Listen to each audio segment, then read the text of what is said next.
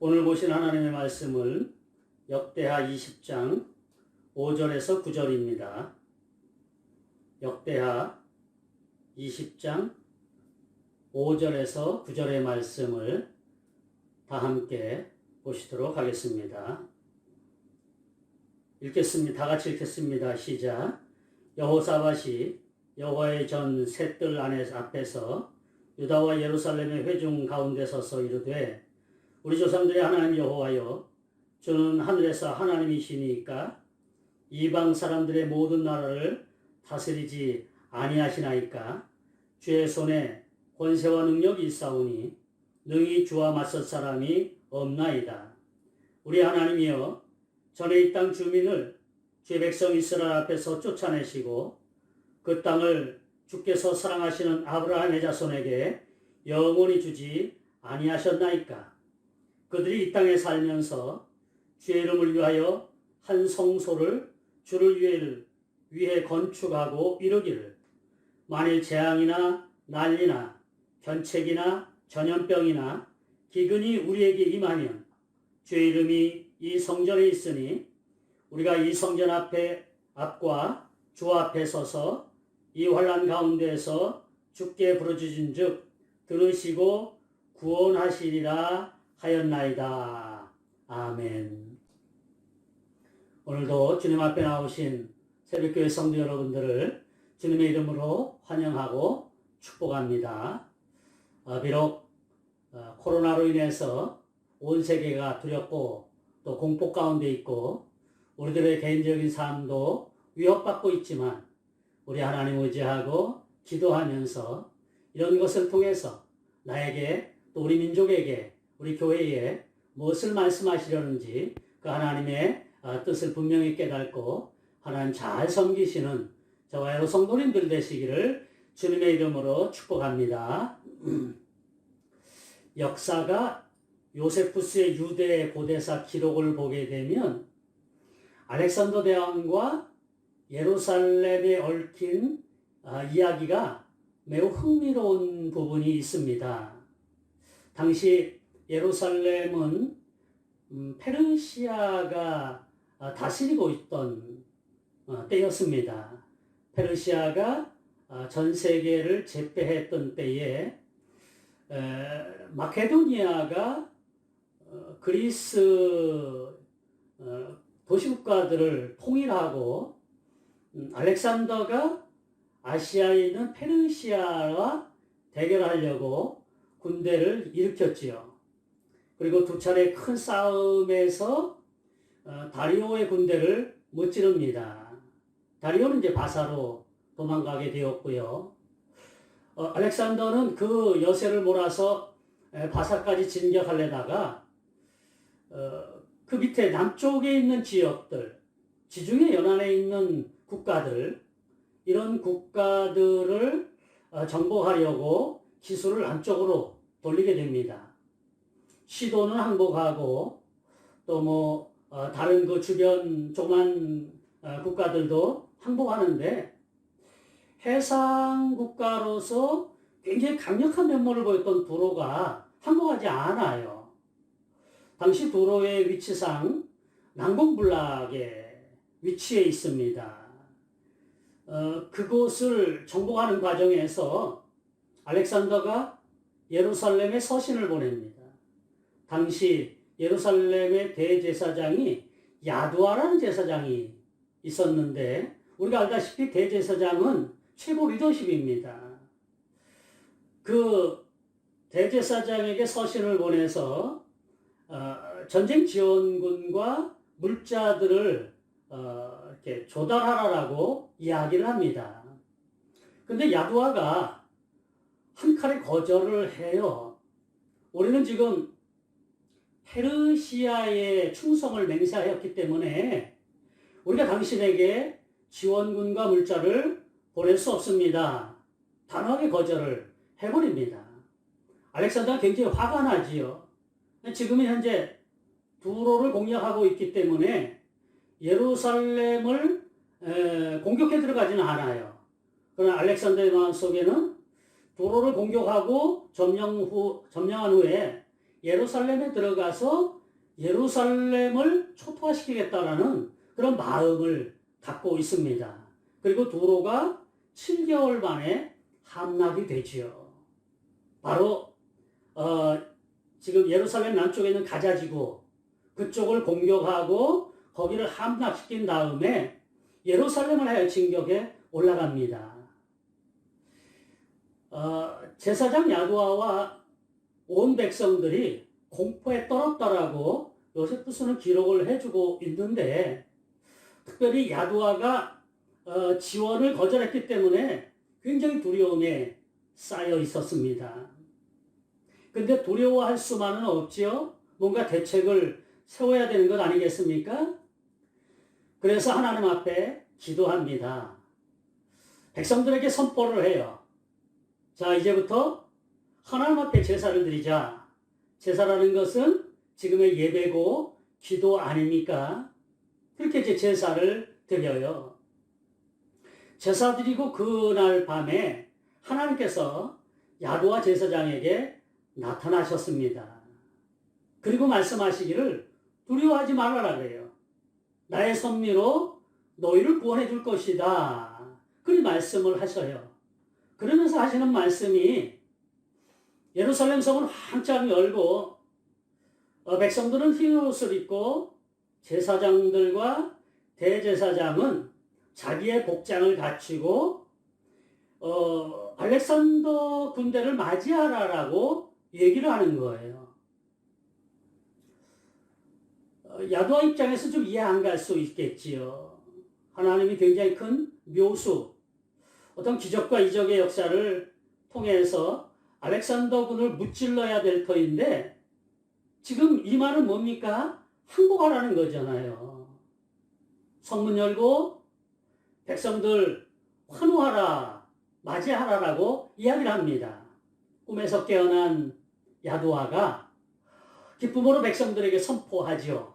그리고 알렉산더 대왕이 이제 저기까지 왔습니다. 성문을, 예루살렘 성문을 활짝 열고 저쪽에 있는 그곳까지 온 백성들이 마중을 나가요.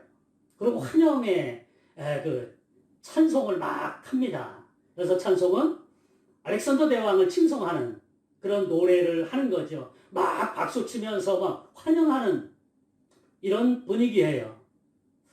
이제 알렉산더와 그 주변의 장수들은 알렉산더가 너무나도 화가 나서 야두아 제사장을 처참하게 죽일 것이고 예루살렘 성을 우리가 약탈할 수 있겠다, 그런 기대를 갖고 있었는데, 갑자기 알렉산더 대왕이 그 모습을 보면서 제사장을 부릅니다. 이렇게 뭐라고 불러요. 그러더니 대제사장에게 굉장히 공손하게 인사를 하면서 하나님을 찬양해요. 알렉산더 대왕이 어떻게 하나님을 찬양했는가에 대해서는 구체적으로 기술되어 있지는 않지만은 하나님을 찬양하는 거예요. 그러자 주변에 있던 장군들이 깜짝 놀래지요. 대왕폐하, 왜 그러십니까? 저들은 지금 대왕폐하를 찬양하고 환영하고 있는데 왜 대왕폐하는 대제사장을 칭찬하고 대제사장을 칭송합니까? 그저 알렉산더가 이야기합니다. 나는 내가 마게도니아에 있을 때부터 이 아시아, 페르시아 이 지역을 어떻게 정복할까, 늘 그것이 나의 고민이었어. 근데 그러던 어느 날 잠을 자고 있는데 꿈속에서 한 노인이 나타나서 나를 부르고 나를 인도해 주겠다라고 얘기하는 그런 꿈을 꾸었어.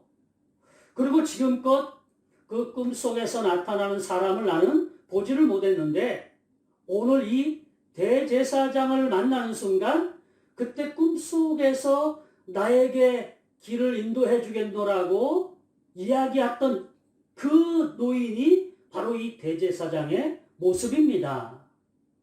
대제사장은 자주색 옷과 그리고 주황색으로 이렇게 이제 둘러서 옷을 입고 에봇 입고요.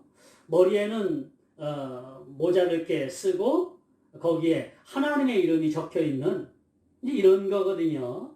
그런 복장을 한 사람, 이 사람을 지금 알렉산더가 만나는 거예요. 그러다 보니까 알렉산더가 뭐라 그러냐면 나는 대제사장을 칭송하는 게 아니라 나를 이곳으로 인도해 주신 하나님을 찬송하는 겁니다. 라고 그렇게 이야기를 합니다. 그리고 제사장과 나란히 예루살렘 성에 들어가서 대제사장의 안내에 따라서 여호와 하나님 앞에 제사를 드립니다. 그러고 나서 대제사장 야두아에게 묻습니다. 그대들의 소원이 뭐요? 대제사장이 이야기하죠. 우리는 예전부터 우리 조상 때부터 여호와 하나님을 섬기는 백성입니다. 우리가 여호와 하나님을 섬길 수 있도록 계속해서 배려해 주시지요. 이거예요.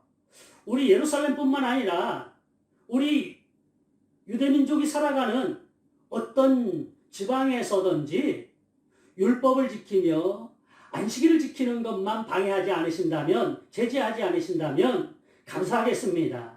뿐만 아니라 우리 민족은 제7년 안식년에 농사를 짓지 않는데 그때는 좀 세금을 면제해 주시면 좋겠습니다. 보통 당시에는 정복한 나라가 피정복한 나라에서 세금을 걷어들이는 일들을 하거든요. 그러니까 매 7년마다 면제년에는 세금을 걷어들이지 않았으면 좋겠습니다. 라고 요청을 해요. 그것을 알렉산더가 흔쾌히 받아들입니다. 대제사장이 약속을 하지요. 여지껏 해왔던 대로 율법을 지키면서 안식일을 지키고 그리고 매 7년 면제년에는 세금을 면제해 주겠다 라고 그렇게 공포해 주는 것을 볼 수 있지요. 어려움이 있을 때 기도해야 합니다. 두려움이 있을 때 기도해야 돼요.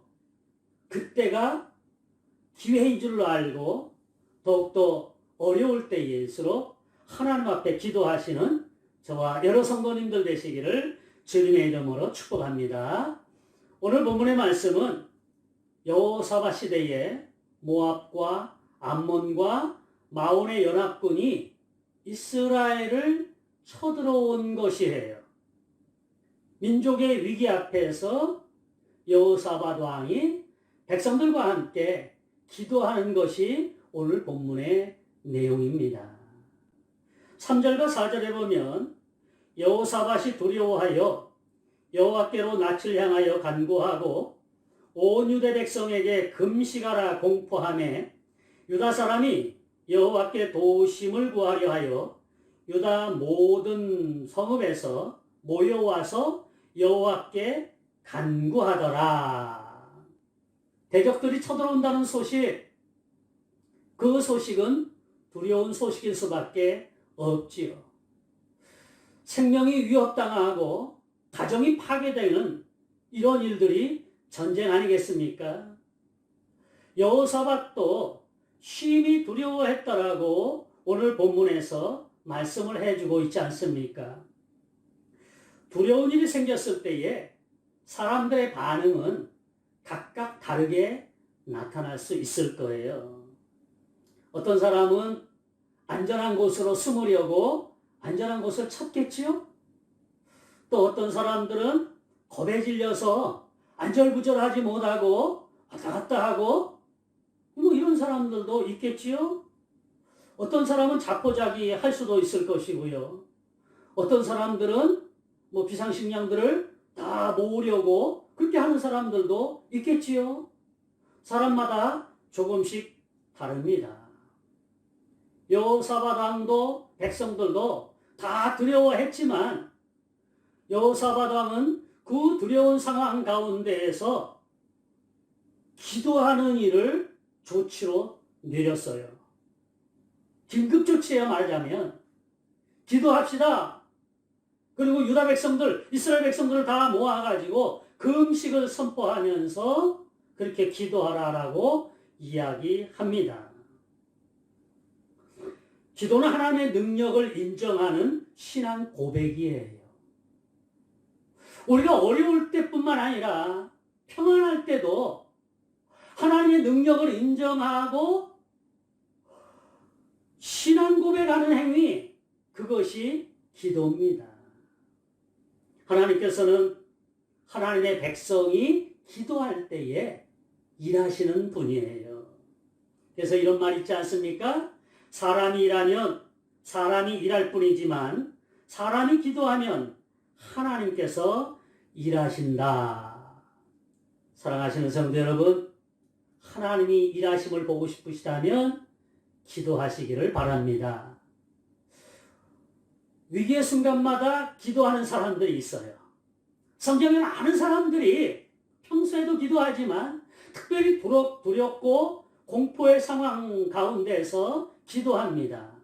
그 중에 다윗이라는 사람을 우리가 만나보게 되지요. 다윗이 이스라엘의 전체의 왕이 된 지 한 26년 정도 흐르는 시점, 다윗에게는 어느 정도 말년의 시점입니다. 그 말년의 시점에 커다란 위기를 맞이하게 되는데 그것이 아들 압살롬의 반역이에요.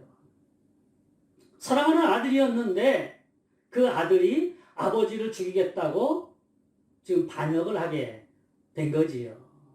소스라치게 놀라서 맨발로 경험 없이 도망을 갑니다. 그러던 가운데 더 놀라운 소식을 접하는데 자기의 신복이고 자기의 최고의 모사였던 아히도벨이 압살롬 편에 가담해 있다라는 거예요. 지금 이 일련의 반역의 사건이 압살롬이 일으킨 일이지만 사전에 아히도벨과 도모했던 그런 일들이니 얼마나 치밀하게 계획이 진행되었겠습니까? 다윗이 이 소식을 듣고 소스라치게 놀랍니다. 두렵습니다. 위기의 상황이지요.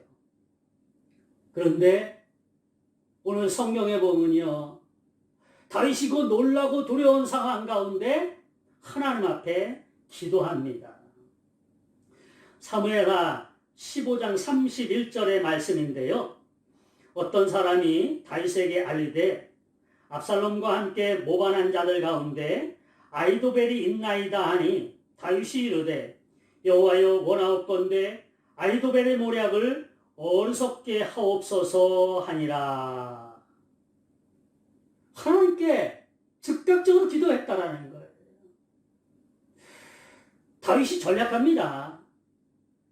지금 상황적으로 볼 때 이 상황이면 얼른 나름대로 자기를 따라온 그런 사람들, 그 중에는 군사령관도 있고 뭐 이렇게 나름대로 있거든요. 그 사람들을 잘 관리해 가지고 조직적으로 뭔 일을 해야 될 텐데 그러기에 앞서 기도했다라는 거예요. 하나님 도와주세요. 하나님 도와주세요. 하나님 도와주세요. 어렵고 힘듭니다. 두려운 상황입니다. 그러나 하나님이 일하시면 이 상황을 얼마든지 극복할 수 있습니다. 다윗이 기도해요. 그 기도를 하나님이 들으셨다라고 사무엘하 17장 14절에서 말씀을 해주시고 계셔요. 압살롬과 온 이스라엘 사람들이 이르되 아렉 사람 후세의 계략은 아히도벨의 계략보다 낫다 하니 이는 여호와께서 압살롬에게 화를 내리려 하사 아히도벨의 좋은 계략을 물리치라고 명령하셨음이더라. 아히도벨의 계략은 분명히 좋은 계략이에요. 멋진 계략이고요. 그 계략이 관철되었으면 다윗은 곧장 죽은 목숨입니다. 그런데 그 좋은 계략이 채택되지 않아요. 왜요? 왜 그 좋은 계략이 압살롬이나 압살롬 편에서 있는 그 사람들에게 채택되지 않을까요? 다윗이 하나님께 기도하였기 때문이라는 거예요. 여호와여, 원하건대 아히도벨의 계략을 어리석게 하옵소서. 여호와여, 원하건대 아히도벨의 계략을 어리석게 하옵소서. 하나님께 기도하면 놀라운 일들이 일어나요. 이것을 우리는 하나님의 일하심이다, 이렇게 표현을 하고 있지요. 하나님께서는 절묘한 타이밍에 일하셨음을 보여주는 말씀이지요. 우리 모두 기도를 통하여 하나님의 일하심을 체험하시게 되시기를 주님의 이름으로 축복합니다. 다시 오늘 본문으로 들어가 봅니다. 위기를 맞이하는 여호사밧, 하나님 앞에 기도하는데 그 기도의 내용을 살펴보도록 합니다. 역대하 20장 9절의 말씀이지요. 만일 재앙이나 난리나 견책이나 전염병이나 기근이 우리에게 임하면 주의 이름이 이 성전에 있으니 우리가 이 성전 앞과 주 앞에 서서 이 환난 가운데에서 주께 부르짖은즉 들으시고 구원하시리라 하였나이다. 그래요. 이 기도 내용 우리가 어디서 많이 들었던 내용인 것 같아요. 어디서 들었을까요? 이 기도의 내용 어디서 많이 본 듯합니다. 이 기도의 내용이 솔로몬의 기도였어요. 솔로몬의 성전을 완공하고 하나님 앞에 봉헌하면서 그 성전을 향하여 양손을 높이 들고 하나님 앞에 기도합니다. 그것이 솔로몬이 성전을 완공해 놓고 하나님 앞에 봉헌하면서 드리는 기도예요. 만일 이 땅에 기근이나 전염병이 있거나 곡식이 시들거나 깐부기가 나거나 메뚜기나 황충이 나거나 적국이 와서 성읍을 에워싸거나 무슨 재앙이나 무슨 질병이 있든지 막론하고 이 성전을 향하여 손을 펴고 무슨 기도나 무슨 간구를 하거든. 그러면서 계속 기도가 이어지고 있습니다. 솔로몬의 기도는 굉장히 구체적이에요. 오늘 우리가 읽은 대로 이 땅에 기근이나 전염병이 있거나 곡식이 시들거나 깐부기가 나거나 메뚜기나 황충이 나거나 적국이 와서 성읍을 에워싸거나 무슨 재앙이나 무슨 질병이 있든지 막론하고, 솔로몬의 구체적인 기도를 여호사밧이 하고 있는 거예요. 하나님의 능력에는 한계가 없습니다. 우리가 생각할 때에 하나님은 이런 일들은 하실 것이고 이런 일들은 하지 못할 거야, 그냥 막연하게 그렇게 생각되어질 수가 있어요. 이 정도야 뭐 내가 개인적으로 생각하면 되지, 해결하면 되지, 이렇게 생각하는 사람도 있을 거고요.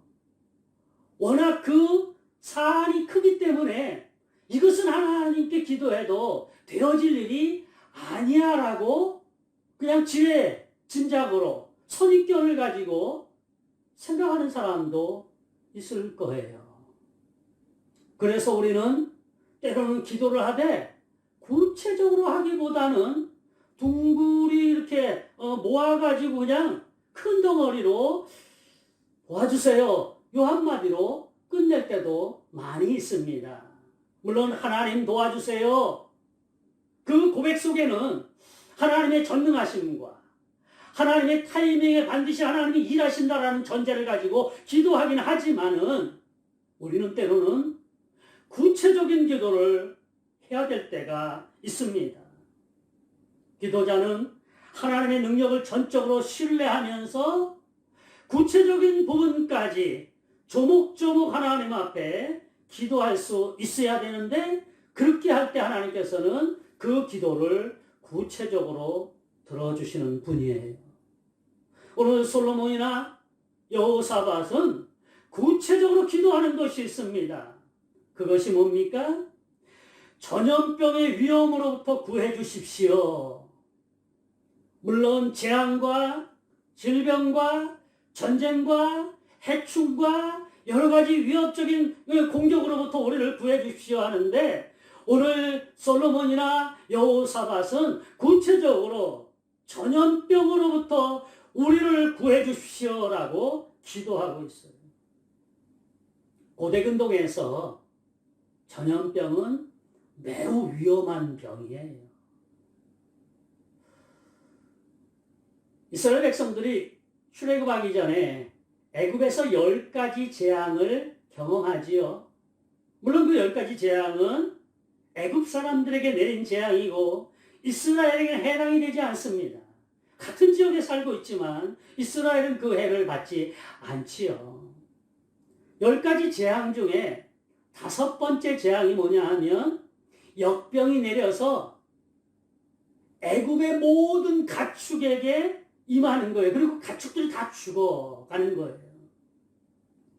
구체적으로 말이라든가 당나귀, 낙타, 소 이런 것들이 다 죽어갑니다. 역병이에요. 그 역병이 전염병입니다. 그 전염병으로 애굽의 모든 가축들이 몰살되어 버리고 말아요.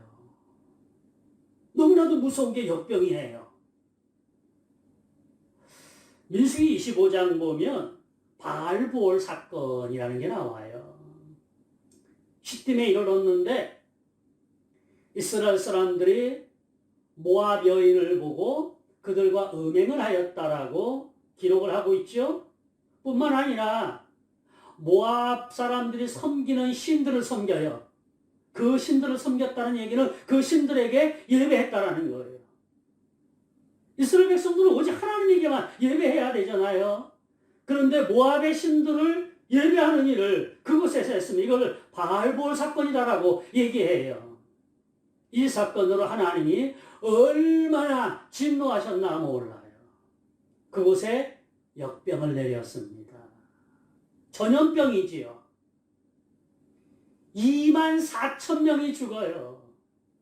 어마어마한 엄청난 사건입니다. 24,000명 죽은 이후에 그곳에 전염병이 그치게 됐죠. 그만큼 전염병이 무서워요. 우리가 몇 개월 전에 새벽기도의 예레미야서를 공부했더랬습니다. 그 예레미야 전편에 나오는 하나님의 징계의 방편이 칼과 기근과 전염병이었어요. 하나님이 예레미야를 통해서 이스라엘 백성들에게 선포합니다. 우상을 숭배하는 너희들, 하나님을 떠난 너희들, 내가 칼과 기근과 전염병으로 너희들을 다 멸하리라. 이것이 예레미야서에 나오는 내용입니다. 그만큼 전염병이 무서운 그런 일들이에요. 그 무서운 전염병으로부터 이 백성을 구원해달라고 솔로몬이 기도하고 여호사밧이 기도하고 있다라는 거예요. 우리는 지금 매우 힘든 코로나 바이러스와 싸우고 있어요. 지나온 역사에도 수많은 전염병들이 있었습니다. 천연도로 인해서 또 손페스트라는 그 흑사병으로 인해서 어마어마한 사람들이 죽어갔지요. 콜레라, 에볼라, 말라리아, 에이즈, 사스, 신종플루, 메르스. 그리고 지금은 코로나19라는 바이러스. 우리 생존이 위협을 받아요. 마음의 평안을 빼앗기고요. 불안에 떨고 있습니다. 워낙 이 바이러스가 강력해서 첨단 과학을 달리고 있는 이 시대가 그것을 제대로 따라잡지 못해서 속수무책인 것을 우리는 매스컴을 통해서 보고 있지 않습니까? 그리고 더욱더 공포감에 떨고 있지요. 이럴 때 우리가 해야 되는 게 뭐겠습니까? 하나님을 믿는 하나님의 백성들이 해야 될 일이 무엇이냐고요? 안전한 곳으로 숨을 곳으로 피해야 됩니까? 안절부절하고 어찌할 바를 몰라서 불안에 떨고 있어야 됩니까? 엄청난 물량의 것들을 사재기해야 됩니까? 아니잖아요. 솔로몬이 밧세바가 그 전염병, 무서운 전염병들 앞에서 공포스러운 그런 여러 가지 상황들 앞에서 하나님 구해 주십시오. 보호해 주십시오. 라고 기도했던 것 같이 우리들도 기도해야 됩니다. 구체적으로 기도해야 돼요. 코로나 바이러스가 아무리 강력해서 우리 인간의 생존을 위협하고 더 많은 확진자들이 나온다 할지라도 하나님이 우리를 지키실 것이고 하나님이 이 코로나 바이러스를 퇴치시켜 줄 것이고 소멸시켜 주실 겁니다. 하나님이 이 일을 해 주십시오라고 우리가 기도해야 될 것이에요. 교회 나와서 기도해야 되고 골방에서 기도해야 되고 내가 있는 위치에서 그렇게 하나님 앞에 기도해야 됩니다. 기도할 때 막연하게 기도하지 마시기 바라요. 하나님을 신뢰하고 역사 속에서도 수많은 바이러스를 있어서 수없는 사람들이 죽어갔지만 그 가운데서도 그 바이러스들을 퇴치시키고 소멸시키고 인간의 생존을 계속해서 유지시켜 주신 그 하나님 어서 속히 이 사태가 물러가게 해 주십시오라고 기도할 수 있어야 됩니다. 가끔가다 성도들하고 또 예수 믿는 사람들하고 얘기하다 보면 기도는 목회자만 하는 것으로 인식을 하고 있어요. 특별히 어려운 국가적인 재난이라든가 아니면 세계적인 어떤 팬데믹 같은 이런 지금 것이 선포되었을 때에 이상하니만큼 일반 성도들은 잘못 인식하시는 분들이 계시는 것 같아요. 하나님께서 나 같은 사람의 기도를 들으시나 그 기도는 유명하신 목사님이나 하시면 되지. 아니에요. 물론 우리 모두가 기도해야 지도자들이 기도해야 될 일이지만 우리 성도들이 함께 기도해야 될 내용입니다. 우리가 함께 기도할 때에 하나님이 일하셔요. 사람이 사람을 만나면 역사가 이루어지고 사람이 하나님을 만나면 기적이 이루어진다는 말이 있습니다.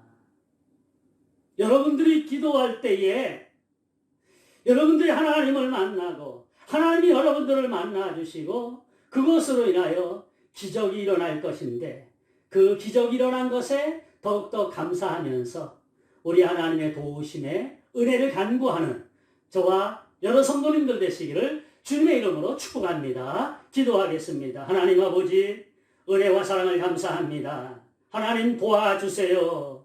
이 기도 속에 모든 것이 포함되어 있지만 구체적으로 솔로몬이 성전을 봉헌하면서 드렸던 기도 그리고 여호사밧이 솔로몬의 그 기도를 동일하게 기도합니다. 구체적으로 기도했습니다. 재앙과 전염병과 적국의 위협으로부터 보호해달라고 기도했습니다.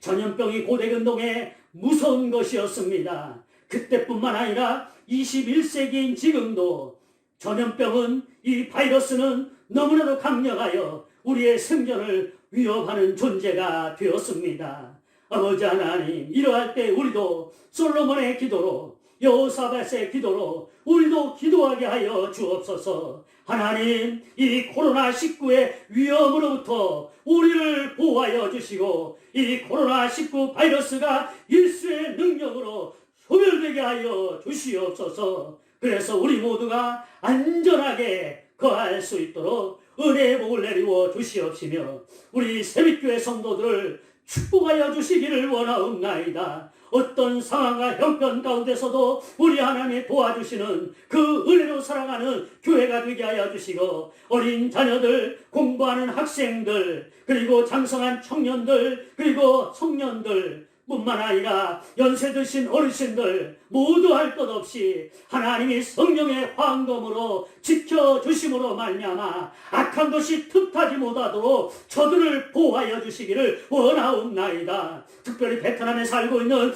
교민 사회를 축복하여 주시고 우리 모든 교민이 행복하게 살아가게 도와주실 뿐만 아니라 우리 베트남 민족, 우리 대한민국 전 세계가 이 코로나 바이러스로부터 자유함을 가질 수 있도록 은혜를 베풀어 주시옵소서. 기도함을 통하여 우리 하나님이 일하심을 온몸으로 분명하게 체험하고 눈으로 목도하는 우리 모두가 되게 은혜를 베풀어 주시옵소서. 축복하며 예수 그리스도 이름으로 기도하옵나이다.